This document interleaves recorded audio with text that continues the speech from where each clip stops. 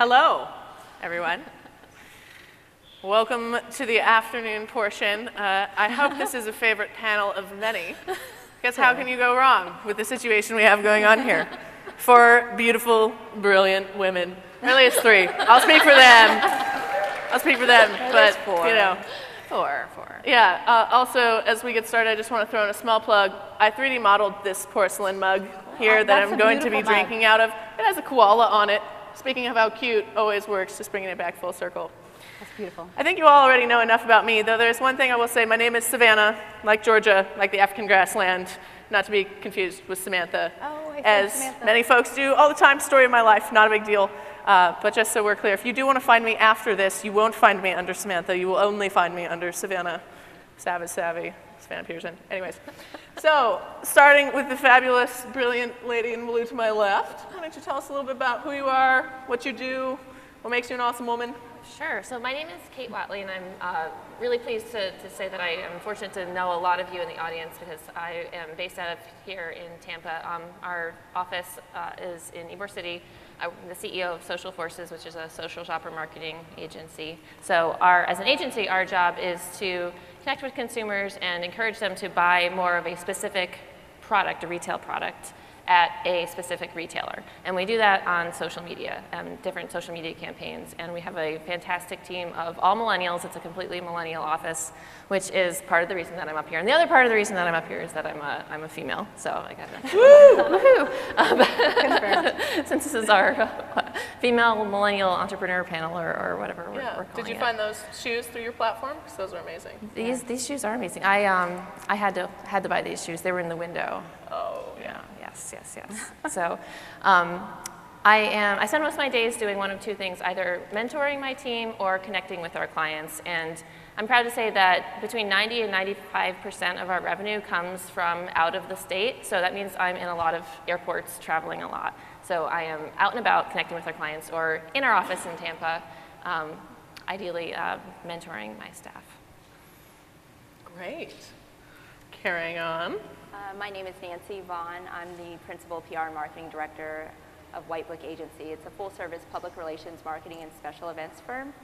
We primarily specialize in fashion, beauty, and lifestyle brands. Most of my days are spent interacting with our clients as far as putting them onto media outlets and larger platforms where they can share their message. And that's all I got for now. You'll hear from me a little later. I love it. And Joanna. I feel like maybe I just talked for a while. So I'm Joanna Lord. In addition to the VP of Marketing at Porch, I'm also a tech advisor and a tech incubator mentor. So I'm involved with Techstars, Next, Founders Institute. I also teach advanced digital marketing at the University of Washington. And I'm an advisor to 4 different startups around the globe. So that concept of mentoring and giving back into the ecosystem as a flywheel is really, really near and dear to my heart. I'm sure we'll hear more about that today. I'm also a female. Yes. On that note, I went to the University of Washington. That's amazing. Yeah. UW produces strong women. Apparently that's part of the deal. So one of the things that got me really excited about this panel is not just the fact that I'm a millennial woman in business who inspires other millennial women in business, but because there's a lot of data that's come out recently that sort of proves the point of why it's relevant to have gender diversity on your team. And one of the most interesting statistics that I've recently found, I actually wrote a piece, put me on your board, if you feel like, literally put me on your board as well, but I wrote a piece about this that outlines some more of the statistics if you're curious about it. One of the things I thought was so interesting is your company is 80% more successful if you have a female on your board. Just one. Just one woman can have that kind of impact. So when people talk about gender diversity, we're not just a bunch of feminists ranting about why women should be more involved. It's actually statistically the smarter business move. Mm-hmm. So it's not that I judge your gender preference. I judge your business sense when you don't have a gender diverse team. Yeah, we can get a cheer for that, ladies. Hey-o. I would have dropped the mic. Yeah. I would have dropped the mic on that. Can I drop my love here? Let me just rip it off the back. Throw down the Totally kidding. That'd be inappropriate. There is a story there later if anyone wants to talk about it over cocktails, though. My boyfriend can tell you. So kind of on that note, one of the things I loved when we were all talking was everyone wanted to talk about female mentors they had had.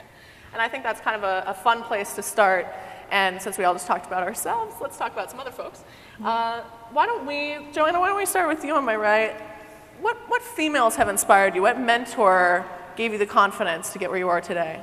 So I feel, if there's anything that I feel luckiest for, and like I use that phrase lightly because I think a lot of women especially, but most successful entrepreneurs use luck too often. It's often not luck. We actually worked our asses off to get here. But I feel very lucky that I had the mentor I had. One of the companies I was at had a woman on the board. She is a VC in Seattle. Her name's Michelle Goldberg. She works at Ignition Partners. And she came in to have a board meeting, and I talked to her in the elevator for 1 minute. She's like, let's grab coffee. And it was she is the busiest woman in the world. Her credentials are crazy. She's global, literally lives globally. And she made time for coffee, and it kicked off a mentoring relationship that has been the most valuable friendship now that I've ever had. And what she suggested early was that concept of a board, that you surround yourself with an actual board of people that invest in you. And I did actually invest in 3 women on my board, just because they were actually access points through Michelle so that I could have them around me. But what they were able to teach me is, one, be intentional with your time. They also said, you have to learn your gaps and decide if you want to fill them or if you want to be okay with them. They just gave me very tactical advice that I could look at and apply and chip away at outside of my job that I think is so important, and the accountability that comes with a mentor, which I'm sure we can talk about. But I feel very fortunate, and we've stayed near and dear friends. I had coffee with her last week, and at this point we are mentoring a wide range of people, and those people are mentoring people, and it really has become a great homegrown network of mentors. Yeah. Ladies? I feel like I've had an opportunity to have numerous influential women in my life, and I think you can learn from anyone that you are, coming into contact with if you seek that opportunity. But my formal mentorship experience came from the emergence of Emerge Tampa Bay, and one of the women who spearheaded that was Deanne Roberts of Chapel Roberts. And at the time I was at an Omnicom advertising shop that was headquartered in New York and had 3 branch offices here in Florida.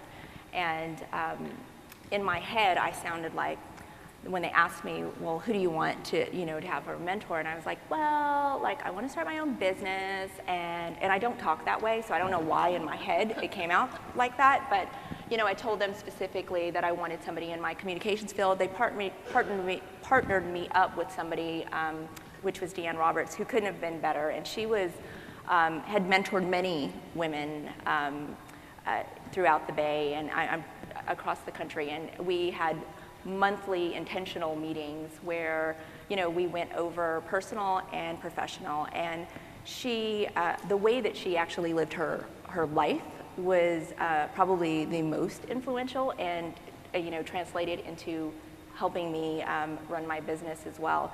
And one of the things that she had shared, and there's going to be various tidbits that I'm sure throughout this dialogue that I'll be able to share with you that I've heard from her, but one of them was just being very focused on your vision, because the entrepreneurial mind can be like crazy mind. It's everywhere at various times. I think it kind of always is. Always, yeah, right? That's sort of what makes you an entrepreneur. Right, and so for that reason, being able to find out exactly what you want to hone in on, what you want to focus in on, was we'd get together and I'd come with my 1,500 ideas, and she'd like, does this feed your vision? And I'm like, no, and that was really beneficial to be able to have somebody just kind of channel it back in, and it's something I always remember and share.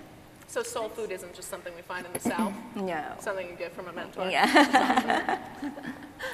Well, back when I first realized that I needed mentorship back at the beginning of Social Forces, what I didn't realize was how valuable seeking out a female mentor would have been. So what I wound up doing, I wound up being in a kind of a fairly male-dominant area of marketing, this retail brands. All of my clients, literally all of them, are middle-aged Caucasian men.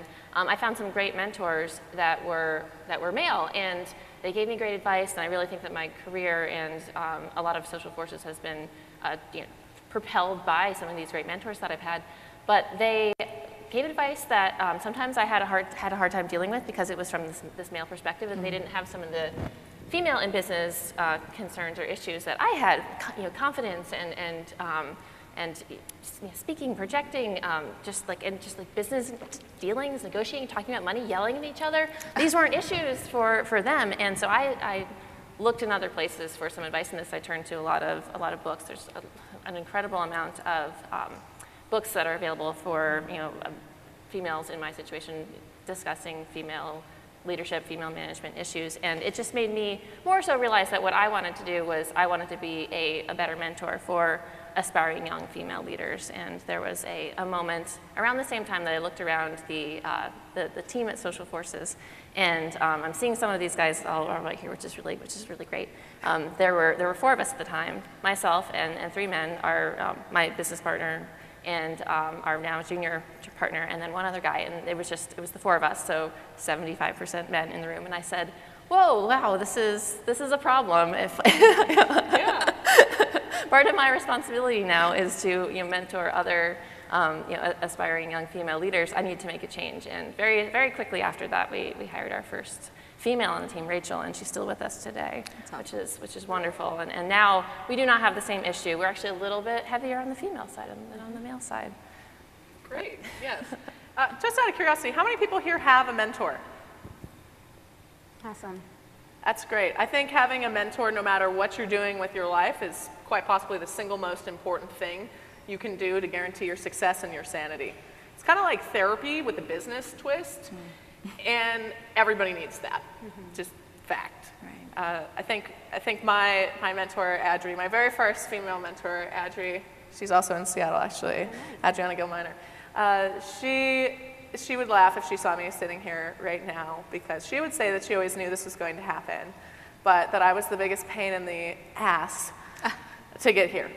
And I think that she respected my wild, rebellious spirit, and that I was not going to follow any sort of traditional path or listen to rules, but that if she could sculpt this kind of wild, fiery clay, that the end result would be something beautiful, or 3D printed in porcelain, I guess. And so I like to think in the end she was right. She recently wrote about this. If you're curious and want to laugh at me after watching this, you can find that on the World Wide Web. So I think it's awesome that we've all had women who mentored us and kind of helped us get there, and that we all give back. I think it's really one of the things we all have in common, is I can tell just from lurking online, we're all very involved in returning to our communities, and that's kind of the deal, right? You get somewhere and you got to give back. It's very important, and I think women are inclined to be compassionate that way, even more so than some other genders. Just saying. So I'm curious, we'll talk about kind of the dark side of being a woman first, and then we'll talk about the light side and the positive side. So just from your own experience, because I think personal experience is the best way to teach in a format like this, what would you say was the greatest challenge of being a woman in your role, in business, kind of whatever your greatest gender-related hurdle has been to get where you are? You look ready. I am ready.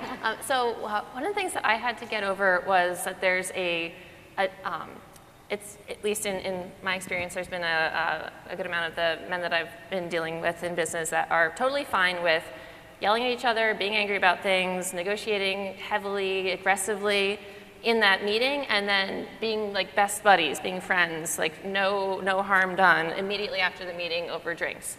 That was really hard for me to adjust to, and because I was hurt and like sad and beaten up feeling, and I didn't want to hang out with these people afterward. You want to get a cocktail after that?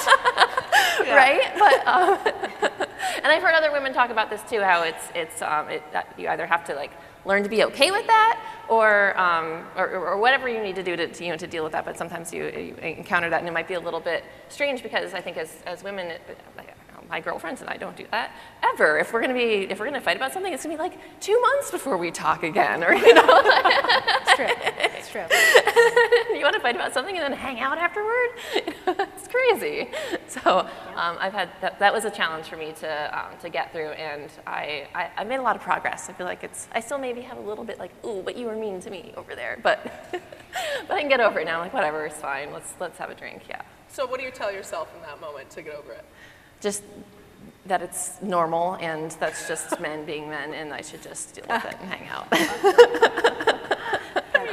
It's just some men being men. Why not? What about you, Joanna? So I'm not sure if I'm going to be liked for this answer, but it's a very transparent moment I'm having. Don't tweet this out. No, okay, fine. I'm going to write this blog post someday, but I actually think the hardest thing about being a woman has been the way other women have treated me. So by far, in a way, the people that have held me back in my career are women that are older than me at the companies I've been at. I have not had, thankfully, a problem with male sponsorship or male championing. They tend to see that I'm kind of like after it, and I think that is exciting for them. My first boss was a woman, and it was a very toxic management manager kind of relationship. So that was the hardest thing for me. I think it's a combination at the time. It was a combination of sexism and ageism. I think that's another thing that a lot of really smart young women, and I mean there's even really smart older women, like there's just a lot of ageism that happens that doesn't get talked about a lot in combination with sexism. We're never quite what they want us to be or something. That was totally inappropriate to say, but that's how I feel sometimes. So that is something that I think I hated, and it was really hard for the first half of my career, and then I just said, forget it. I'm going to make every younger woman around me feel like she is a queen, a king, a titan, and I turned it into something good. And then the second thing would probably be always being expected to have a really good answer for these questions. So I don't know, like I feel when you present that, then you get asked that in every interview. What's your advice? How did you get here? What's your stance on this? And I didn't have that. I'm still figuring it out clearly. How do I take all the thoughts and put them into a really good answer? So I think that that's really hard because it almost forces you to have a philosophy on some things that, honestly, I just wanted to work. I just wanted to build great companies. I wasn't thinking about it. And then all of a sudden it's like, you don't have an opinion. And I got ripped apart once after an interview by a group of women because I didn't have a strong enough opinion and women were listening. And I was like, I just want to go back to work. So I think those two are the things that I struggle with the most. And I feel like I make strides on them and then I take steps backwards. And then I make strides and I take steps backwards. So I don't know. Those are the two things that are hardest as a woman for me. I think that's an incredibly common issue, you know, speaking about the women above, maybe women our age, subconsciously really holding down younger female leaders. And I've talked about this with a lot of other women, and I'm hopeful because it seems like some of the consensus that I've unscientifically collected is that the women in the generation older than us have had to fight so hard to get into the positions that they're in. It's been such a lonely battle it's just kind of somewhere in there where it's just so competitive. And hopefully panels like this and women doing things like what we're doing, hopefully this is the end of that battle, hopefully, maybe, or at least like the beginning of the end of that battle. Right? I don't know, and I'm sure there's industry specifics that it's not, and industry specifics that there's definitely that barriers have been burst and broken down. So I think that's exciting. I do feel it much more now, and I don't know if that's because I'm in a different position in the conversation, but I think one of the things that's really interesting and kind of what we're all touching on, I think the prior generation, when you were working in a very established economic system with very big companies controlling large portions of the market, there was only so much room at the top. There was this glass ceiling that existed, and I think that perception remains among people today. And the reality is, there's room up here for all of us. Y'all can come right on out. There's no ceiling anymore. There doesn't need to be with entrepreneurship and with a new style of business. And I think we set the example for what that means for the future gen. And I hope that everybody else can get on the train. I love that perspective. Well, I have so much to say, and I'm like just sitting quietly to try to kind of gather my thoughts around all of this. I think the being a woman, that fact comes up. I wake up every morning and I know that I'm a woman, and I look in the mirror and then I know I'm a woman of color.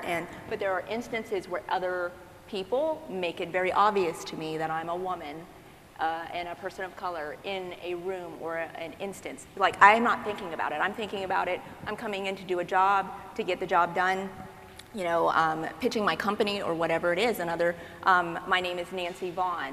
When I'm on the phone, I must appear to some people to look a certain way or something. And when I come in, I've been around long enough to see it register on their face that I'm not exactly what they were thinking Nancy Vaughn would look like. Why they didn't use Google, I'm not sure.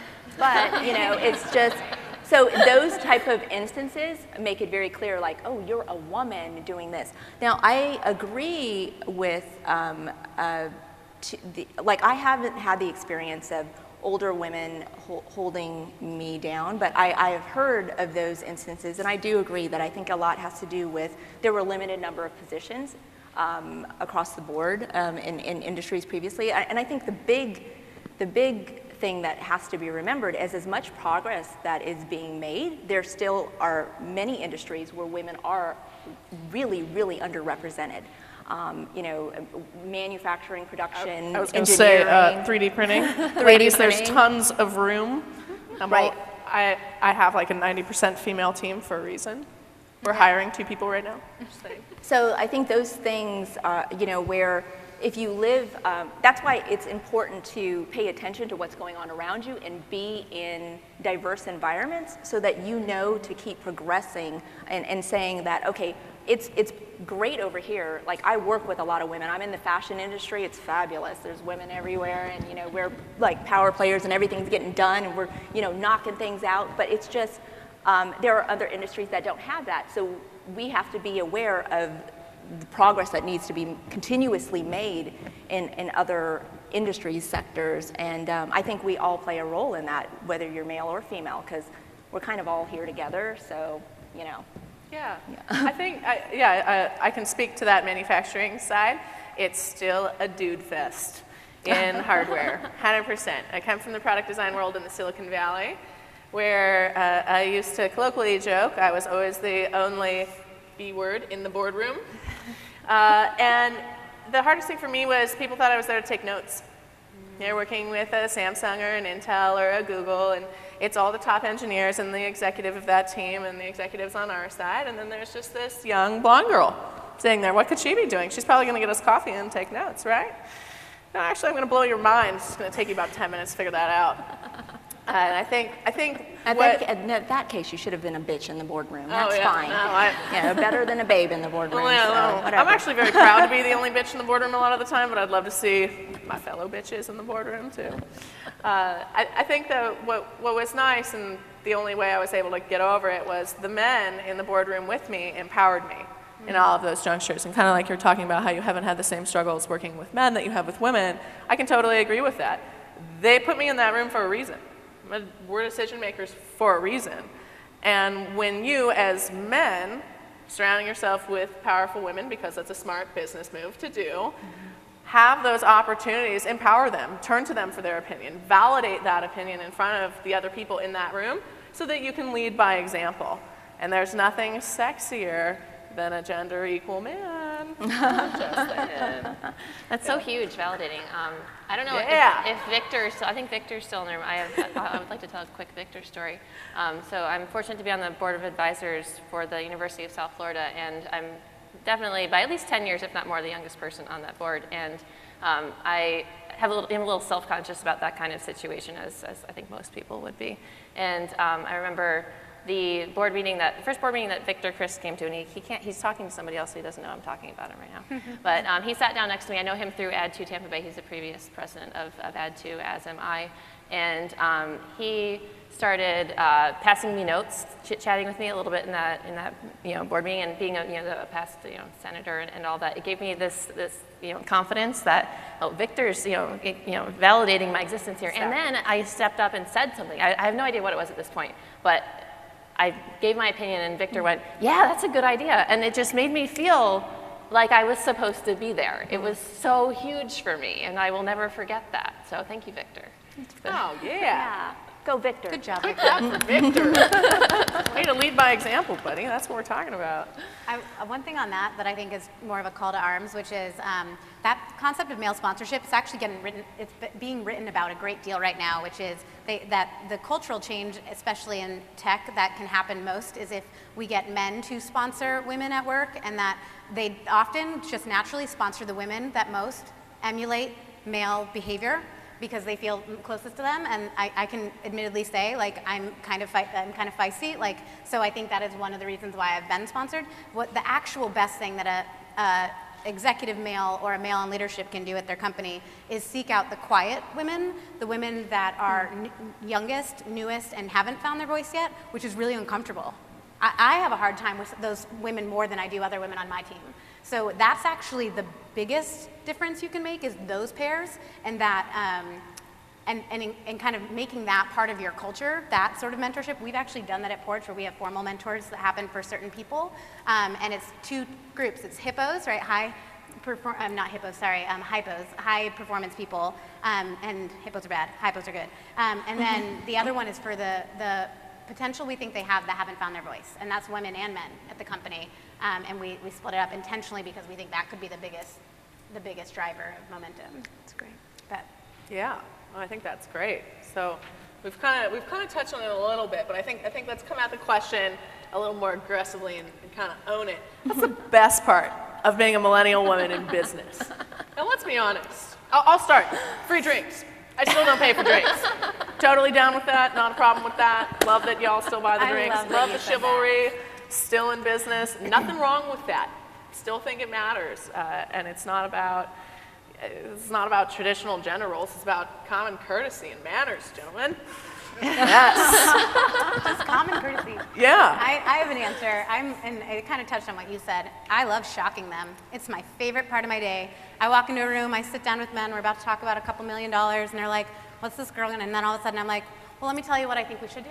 And they're just like, what? And I'm like, I just love it. I'm like, underestimate me all damn day. It's only gonna make this day better for all of us. And there's a moment of pride. It's something I've invested in. I like to remain humble. I like to have empathy. I also like to throw down, and that is something that I'm very proud of, and something you have to train into yourself too. Mm-hmm. Absolutely. And free drink, I mean. Hey, there's nothing wrong with that. Yeah. I think it's very similar for me. I think it's answering that question of why are you here? And because I feel like I'm in that situation a lot where I gather, maybe it's all in my head, but I gather people are wondering, why is this girl in this room? Mm-hmm. They're little moments, and I think my style might be a little bit different from yours. I don't know if I shock people ever, but, I'm sure but I do enjoy that, and I think that there's a strength in that. There's a strength in kind of being the quiet one, and then providing a lot of value unexpectedly, and I think it makes people listen. Yeah. I just think it's awesome to be a woman, so I don't know why you wouldn't, Very good answer. Yeah, that's just period. But at this point, at this particular juncture in my life, and I'm on the cusp of millennial. I'm Gen X millennial, and I lean X. And so, me too. I will say though that, I think it's a fascinating time to be a woman, because we've got 4 generations in the workplace. It's the most diverse workplace that, we've ever experienced. And if you are working now, we're all experiencing it together, and we're navigating and figuring things out at the same time. And that is I wouldn't want to be, anyone else at this particular point in my life. So that's awesome. Yeah. Absolutely. Yeah, I think that's great. I think what I like about it the most is being able to represent all my fellow ladies. So being in an industry where females aren't as represented, manufacturing, product design, product development, all the nerdy stuff, but all the things that put all the hardware that you have on you right now in your hands. Hey-o, shout out for hardware. And my nerdism. But the thing is, what's really ironic, and I'll give you a nice stat here for the Twittering folk. Women are the primary buyers for households in every single category except consumer electronics. The only reason women are not the primary household buyer when it comes to consumer electronics is because all the people that design consumer electronics are men, making products for more men. So being a woman in that space, it's an awesome time to say, hey, Jawbone, how about not just doing a black silicon version of your fitness tracker? How about you do teal and pink and involve some other colors and talk to some women about it? I like to think that in my role, I can help influence the products that we all use and make sure that they fit in a woman's hand and that they look good on a lady and they're not just made for some dude who's going to wear pleated khakis and a pocket protector.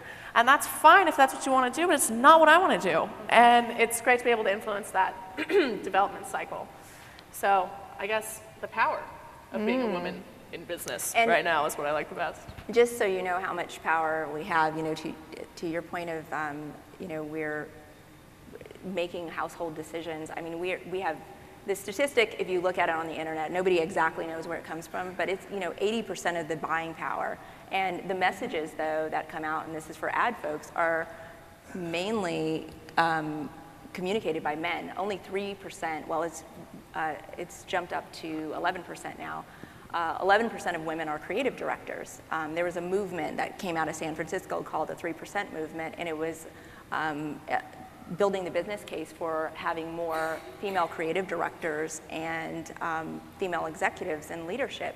Because if we're having 80% of the buying power, there needs to be some sort of connection with the messages that are coming out as well. And so, and that is one organization too, that they have a component called Guys Who Get It.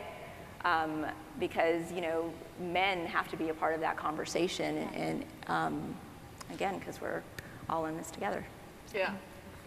So let's play a little guessing game. So I think gender diversity and technology in business is super hot right now. I'm personally speaking on the exact same topic at South by next Friday. So if you want more and you're going to Austin, 330th Marriott, with a fabulous group of other women, not quite as beautiful as this team, though, I will say. Oh, they're not gonna like that. So I'm curious, because it's obviously buzzworthy, it's what we're all getting the shoulder tap to talk about. I mean, this just fell together, thank you, Vinny, for this particular event. And so I'm curious, how many, I guess, okay, let's put it this way. In what year will this no longer be a topic that we are talking about? I didn't prep them on this one, so this is a total curveball I just came up with right now. I'll say 2020, 2025.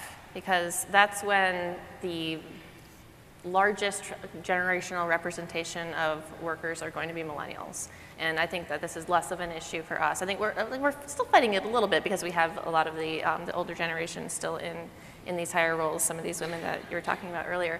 But we're going to be the mass at that point. So I think that this will be less of a thing. 2020. Okay, like it, 2020. Yikes. That's a great answer. I mean, I hope it's 2020. Me too. Part of me, I don't know why, but I feel like it's going to take like one more spin, and I don't know why I think that. Maybe I'm not, I've seen so much progress in my 13 professional years, and I think of those 13 years and I'm like, that, and then but compounded, and that's my math, like, Right. So I hope 2020, possibly 2030. Oh. Well, I think that would be awesome as well, and I do agree with Joanna. There's probably going to have to be another cycle of some sort, just because there are other industry sectors that it's moving at a snail's pace, and you're like, hello, like you see us everywhere. How are we not employed in your organization? So, yeah, I mean, hopefully there will be, and I think it's important though, because if by 2025, right? Is that what 2025 and 2030? If that's the case, then we have to remember, we're going to have to recall the areas that are not making progress. So as certain sectors are making progress, you know that we still haven't arrived, that there's still other industries that are not getting our voice, and they still need to hear from us. So it was really interesting. I led a Women Executive Summit in Boulder last year with the Foundry group, and so it was Brad Feld, who's a big advocate of these sort of gender conversations. He is also with Techstars. So how many people know Techstars? Large number. Techstars is one of the largest incubators, and they have, I forget how many it is nationally, offices now. At least 30. At least 30. They're in all the big cities. They have seen a large shift of the, in asking Brad, and he brought this up, he goes, we've seen a large shift in the age that people apply. So millennials are applying in droves. Awesome. They're rethinking college and traditional trajectories and jumping straight into startups and taking their ideas straight to the incubators. What he is still struggling with, and this is except for maybe 3 geos, he said, he can't get women to apply. And then the women that apply, it would be unjust for him to let them in based on the idea and the development of their idea when it comes in. So like, you know, when I think and I hear that sort of conversation, then I look at Techstars Seattle, and there was a change in management for who would take it over, and usually you take it over for 3 to 5 years, and there were 2 women up for the role and it went to a man. I see these things and I'm still like, there's just so much more to do. Like, I hope that it gets done faster, and I hope it gets done wider into more disciplines, but there is just so much more to do. Right. Yeah, I think I love 2025. I want. Yeah. Or 2020. Let's make it that. I hope. I see it as our kids. I think of it as when my daughter is sitting in this chair. May she be sitting in this chair someday. Yay for GI making it for another 30 years or so too. Then I think we may have turned it around. I love what I see everywhere else, being in technology and in hardware. You know, we're talking about 16% of us maybe being female, and that's in any capacity. And so I encourage everyone to dive in to make physical product. It's not just for dudes. Making isn't just for men. And yeah, I really hope that in 20 years, I'm going to go like the 2035. We are in a progressive environment here. I think the rest of the universe is not quite as keen nor as evolved as we are as entrepreneurs and people who are more interested in this style of interaction and would attend something like this. So, yeah. But it's our job to make it happen faster than that. It is. Yeah.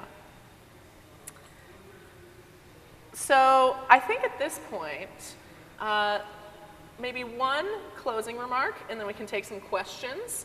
So let's go with a mantra or tweet of advice or empowerment to share with everyone here. Keep it short and sweet. I'll start. So I love this. Actually, I just want to, for all the women looking for inspiration, I want to give a quick shout out to Nicole in the back. She runs Taste Daily. And a year ago today, I gave her a quote for her daily emails that are absolutely awesome for brilliant women. And I'm gonna repeat it. I said it earlier, but it's worth saying 100 times over and over and over again. You can't get what you don't ask for. Ladies, men, you want that raise, you want that promotion, you want a job, you want a different person to report to, you want resources to make something, ask for it. Nobody's ever gonna read your mind and hand it to you. Life just doesn't come on a silver platter. So get out there, get it. Yeah.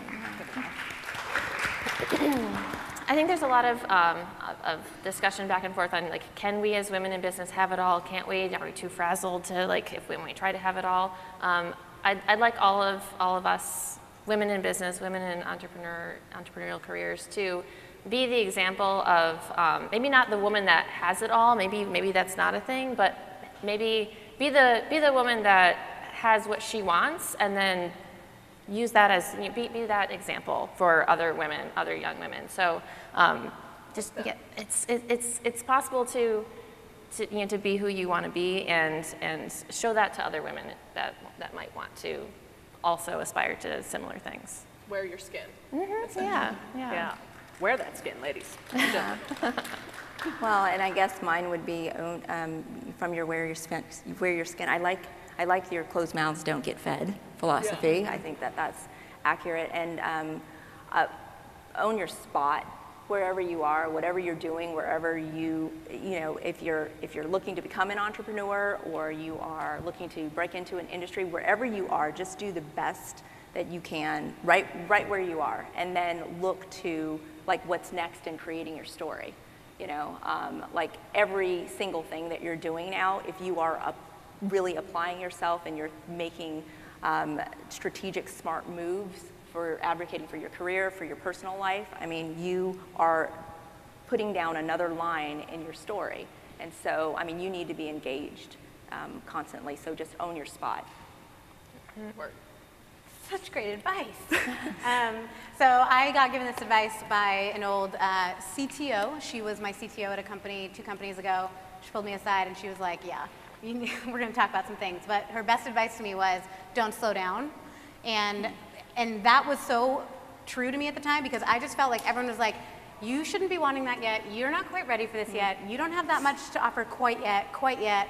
Go think about what balance means to you. It was like, everyone just wanted me to slow down and get more intentional and find my balance and figure out my depth. And she's just like, don't slow down. Like, you can figure out all that at the highest speed possible, but like, it's your speed. And so I would just encourage women or male, like, don't slow down while you're figuring out all of these things, and like, just go as hard and fast in the direction that feels right as you can. You're gonna break stuff, just post a picture of a cute dog when it Right. happens. Cute dog. Totally, yeah. Cute always wins. When in doubt. All right, well, on that note, quick round of applause for the ladies before we move to questions.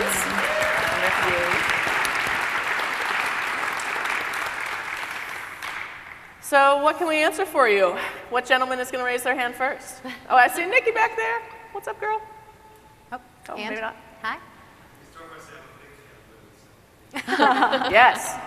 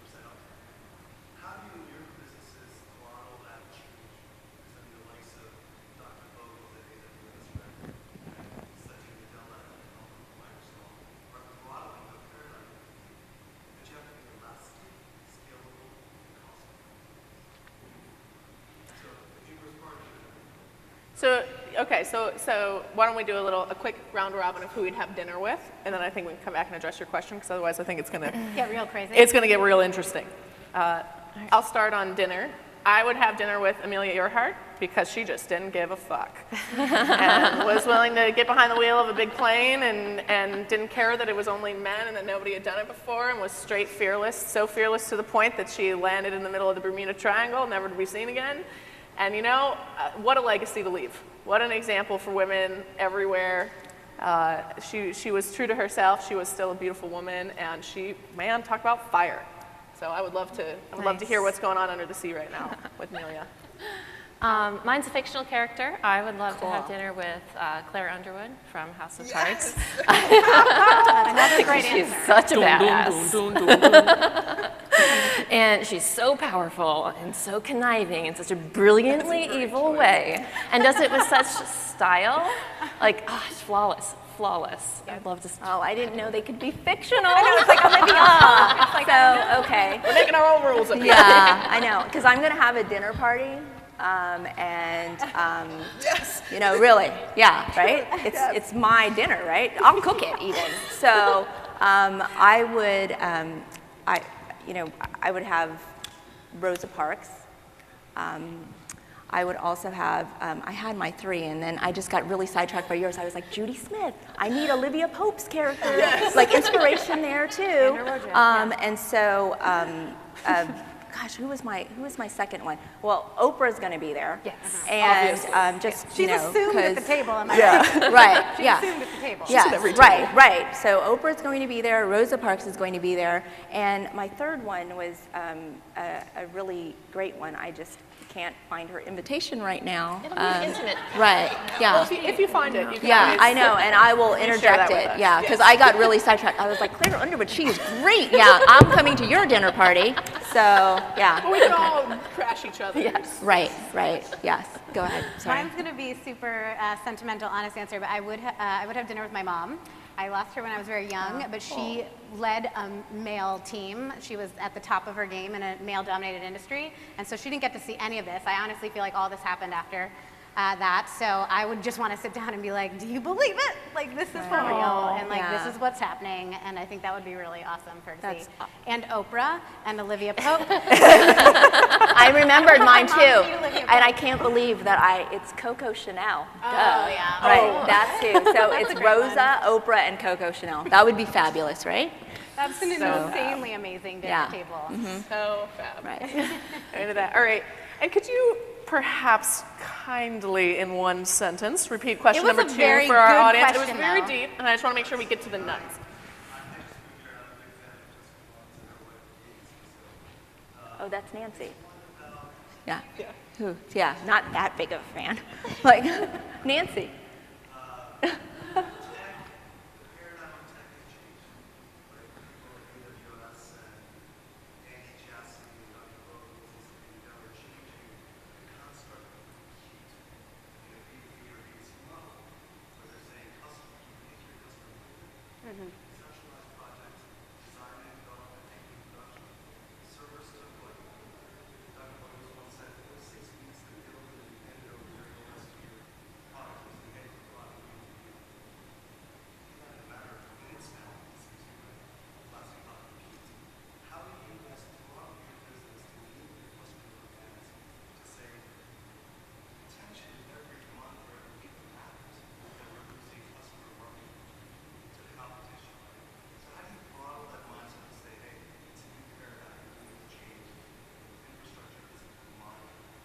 Constantly iterate. Yeah.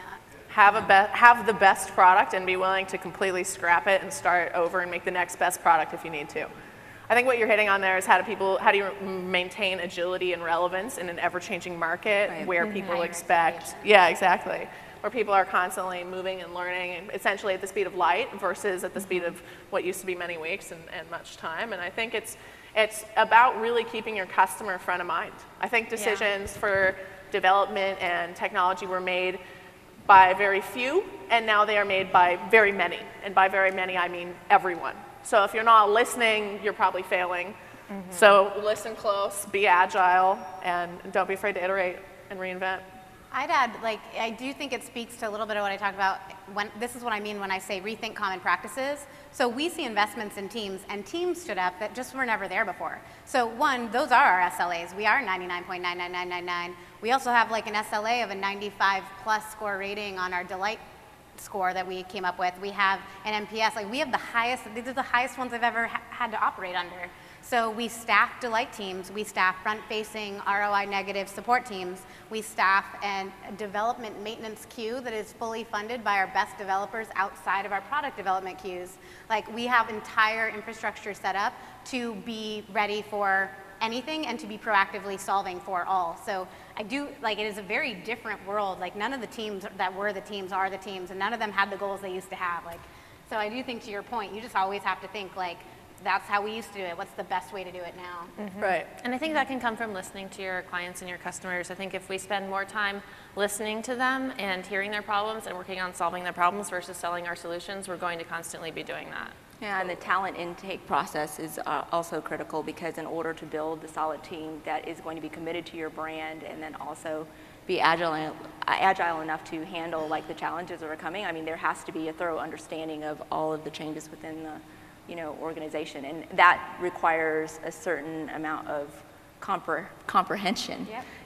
And sometimes knowing when. I think the best advice, some of the best advice I got was, hire slowly, fire quickly, and so for like that, if you're moving that quickly, in some of your infrastructures, like that same thing has to happen with your teams too. We now vet every single position, no matter if it's customer facing or not, for voice of the customer, intuition, as well as adaptability, and then ability to handle like ambiguity. And those three are just constant, all positions. Doesn't matter if you're an engineer, if you're a support team, you're a salesperson. We want to know where you fall on that, and it's a cut-worthy concept. Totally. And that ambiguity matters. I mean, because you have to have people who have a certain level of discernment. I mean, if they don't even know that crap's coming down the pipeline, I mean, you're not gonna be able to, like, you don't know that this is a problem. Transparency, yeah, for sure. So, great question, though. All right, other questions? Like 5 went up. Yeah, nice. I like it. Cool. All men. Woo! All right.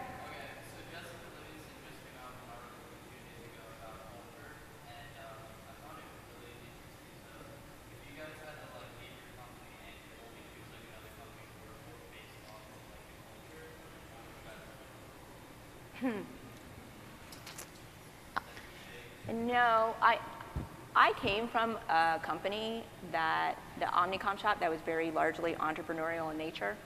And being an entrepreneur is very much, it is not just owning your own company. It's a mindset. And so you want to be with an organization that is going to allow you to, for me, it's important to be able to share my ideas. I like a diverse team. I don't like when everybody looks exactly the same in a room. You know, and so there's those type of little things that are important to me, and I would look for that in the company. And I try to have a company that has, you know, I'm a huge communicator, so I like, you know, when there's engagement and that people, there is an open door policy, and it's really open door, and they don't just say it. And so I'm the same way within my own company, and so I think those things are important to me. You guys? If I could join another team, I would join the Seattle Seahawks. Awesome. Good girl. Yeah. For a number of Am I right? reasons. I actually used to work for Fox Sports and worked for them at one time, and obviously have a big Seattle bias. We're going to have to talk after this. Yeah. Yes, go Northwest. But Rough year. Yeah, totally.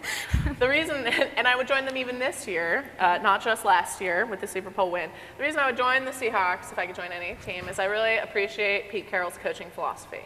And Pete believes that every player is their own best decision maker and empowers them to determine how much they should work out, when they should be training, what their schedule should look like.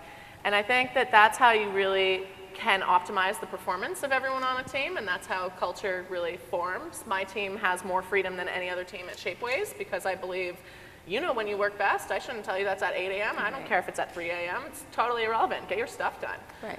So whenever you go into beast mode, that should be up to you. You should know your own beast mode.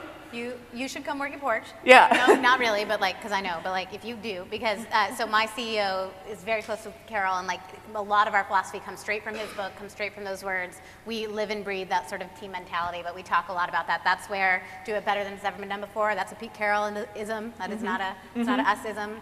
And we talk about the concept of onward, both from him, who then also from Schultz, so that concept of forging ahead. Yeah. I have so many culture crushes, so I don't even know, but I do think there's a couple that stick out. The Alaska Airlines has an innovation lab led by a brilliant mind. They are very much absorbing and exuding this concept of break all the rules, fail fast. I think they're doing great things. There's a company out of Boston called Wistia. I've just been on their radar for a number of years. I think they're doing some really interesting things in the way that they've empowered their culture to be remote, but also the clear progress they've made in a competitive field is interesting. I've been fortunate to work at a lot of great culture companies, so I mean, I'd go back. I love Moz. I love what they've done. I love what they've built, and it's all culture there. They have a woman CEO, Sarah Bird, and she started as COO. She was the culture, and now she's the CEO, so it's just everywhere. So lots of culture crushes. I have a lot of culture inspirations too. I think I'm in a very special and unique and privileged situation where I have a lot of impact on the culture of Social Forces, being one of the co-founders. And so I almost would feel like giving a definitive answer would be cheating on Social Forces. But that's totally right. I know, that's why I didn't give one. I was like, no.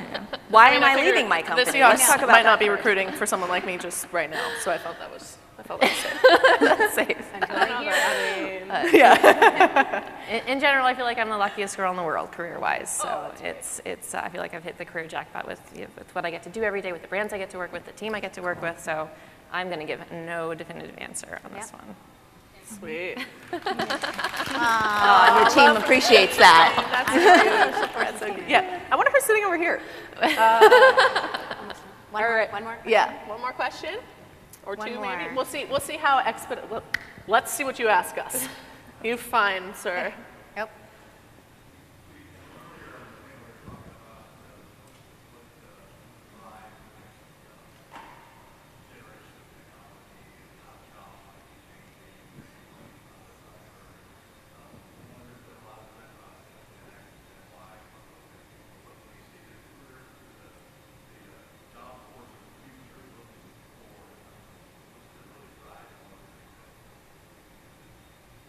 Oh, that's interesting. It's kind of like, what is the driving force behind this generation of workers? Because it is different, I think. If you've opened a newspaper in the last 5 years, you can tell that it's different. Or if you've seen a kid staring at their phone without moving from it, it's also very different. Yeah, I think that's a great question. I'll throw out an answer. Sweet. There's a philosophy of impact that has never been so prevalent. So this concept of, and it comes from all the things we talked about today, the democratization of learning and information. So they have been exposed to big thinkers and been able to digest, learn about, and absorb those thoughts way earlier in their life.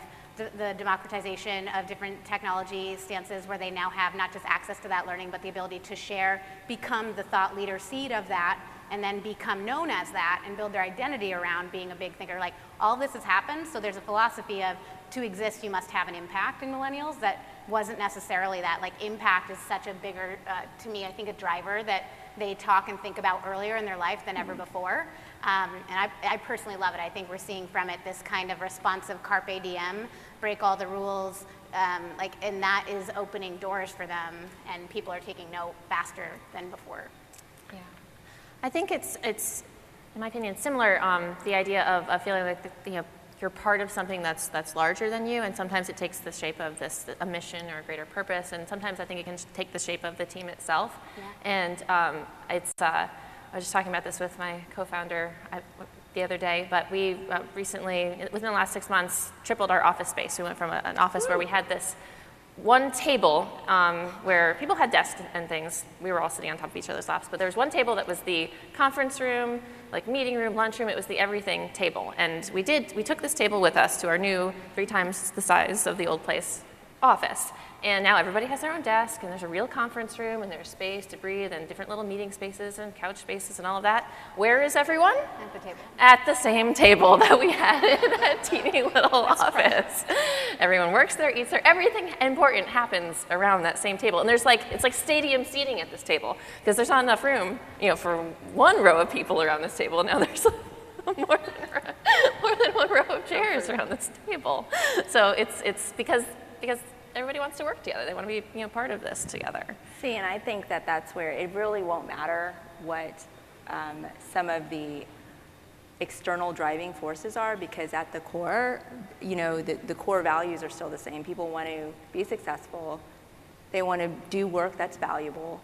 They want to be appreciated when they are doing the work, and most people want to keep progressing. And I think if you address those core needs, like everything else will be adaptable, because, I don't think we don't know the impact of some things that are happening now. I mean, I just came from a lunch meeting where we were, talking about medical marijuana, and it's like, we're now seeing the ramifications of some of our digital habits in life, and so we don't know what some things are going to be like in the future, and even though I think, to your point about impact, I remember Time had an article about the power of Taylor Swift, and so the impact is huge. So, but now you've got young people who are like, oh my gosh, I'm not making $1 gazillion, but you are still making an impact, and you have to continue to tell your story. It's not so necessarily.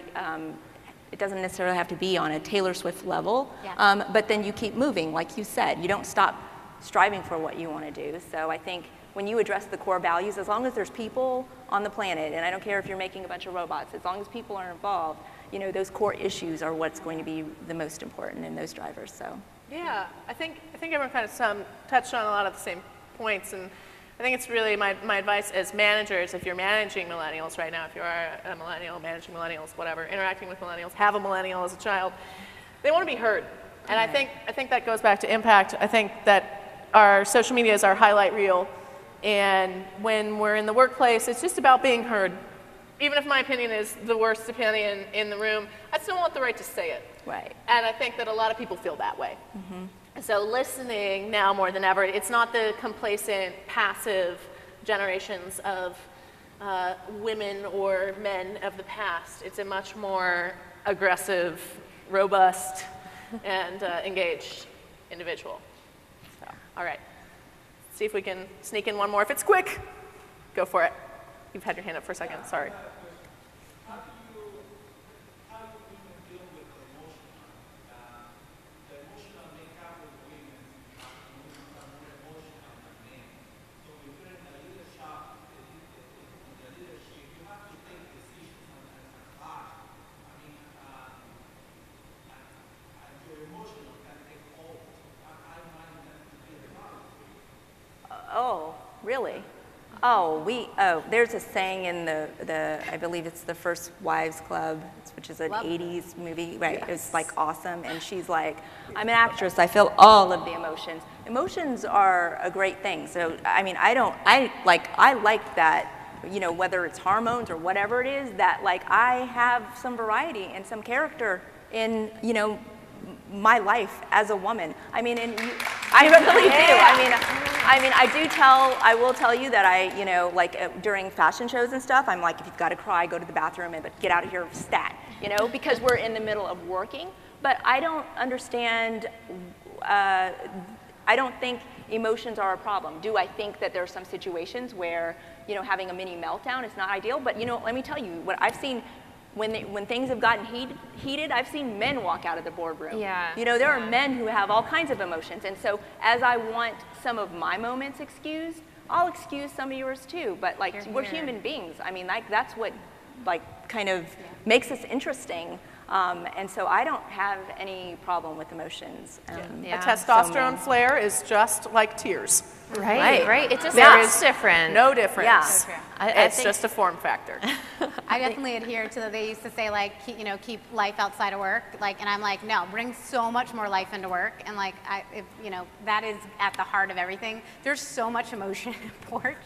Like, it's like, what? And it makes everything better. And I actually think that we're going to find that it's going to be humorous to us the days that we were asked to temper and check it at the door. I think that's people are going to look back and be like, why? Like, look at what we're doing and look how real and raw and exciting it is. And if we need to be the pioneers for that, all for it. I think that's why, I think that's why communication is key, because emotions are often misinterpreted too. Yeah. I mean, you know, women, so, you know, have like, Kate, you said earlier you don't think that you would say maybe something that's shocking. You know, you want to be comfortable in your environment before. And so we're all like different. It doesn't mean she doesn't have anything to say. It doesn't mean that she doesn't have a lot of value if she just decided to, you know, sit back because she's dealing with a bunch of aggressive people in the room. So you have to be able to, you know, accept that the variety of the people that you're going to work around, that's diversity there. You know, diversity comes in all forms. And so, you know, I think many times when women show any type of emotion or a little bit of aggression, they're seen as a bitch. For what? Men show emotion all the time in other, like, you know, circumstances. And so, I don't know, that's just my opinion. I mean, I don't have a strong one or anything. So, you know. Excellent answer. Yeah, I think in my role, this is one of the sides where working in design, it's actually advantageous to be a woman. Empathy is a fundamental principle in design thinking. It is how you learn about what a community and what people need. Women happen to be more gifted at this. I'll take the advantage. And you know, I think what we call emotion and what we associate with especially female emotion when we think about tears or we think about getting fired up. I mean, I really see, you know, you might call it emotion, I call it fire. And my fire just burns hotter. And it stops at nothing to get the job done. So yeah, I might take 5 minutes here and there to let it out. And whether that's a scream out the window into the Manhattan traffic sound or a weep behind closed doors, doesn't matter. It just means I really care about what I'm doing, and that's a sign that I'm in the right place. Right, and being able to have those shows a social, and utilizing different emotions at the right time, that's the emotional intelligence component, you know, and that's something that's, I think, for some people missing in understanding it, and then also expressing it. But I don't think that it's something that should be like, you know, this shouldn't happen in certain circumstances. I know that there have been many a meeting where I'm like, wow, I can't believe that just went down. But you know what? That's the conversation that made the dinner table. Mm-hmm. You know? That's the memory. Or the tweet, right, exactly. Or the meme. Yeah. So, on that note, for the sake of getting to hear the fabulous Peter Shankman, and for all of us getting to cocktails eventually today, I'm going to go ahead and call it for these lovely ladies. Thank you. We'll be around for more questions.